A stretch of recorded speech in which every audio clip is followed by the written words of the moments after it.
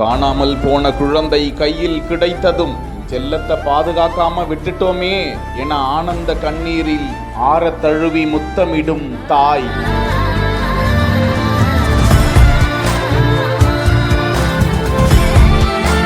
சென்னை அடுத்த பூந்தமல்லி நம்பி தெரு பகுதியைச் சேர்ந்த மனோகரன் அனுஷியா தம்பதிக்கு 3 வயது ஆண் குழந்தை உள்ள நிலையில் கணவன் மனைவி இருவருமே வேலைக்கு சென்றுவிட குழந்தையை வீட்டில் இருந்த தாத்தாதான் பராமரித்து வந்தாராம்.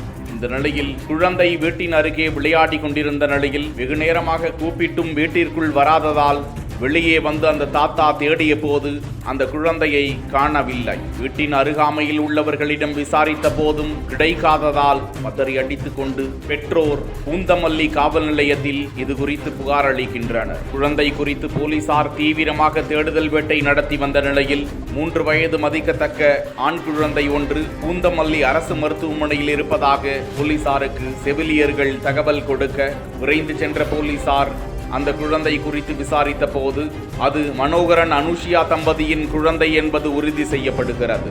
தொடர்ந்து பெற்றோரை வரவழைத்து குழந்தையை பத்திரமாக பாதுகாக்க வேண்டும் என அவர்களிடம் ஒப்படைத்த நிலையில் குழந்தை அங்கிருந்து எப்படி மருத்துவமனைக்கு வந்தது, யாரேனும் கடத்தி சென்று வந்து விட்டு சென்றார்களா என்ற கோணத்தில் தீவிரமாக விசாரணை நடத்தி வருகிறார்கள்.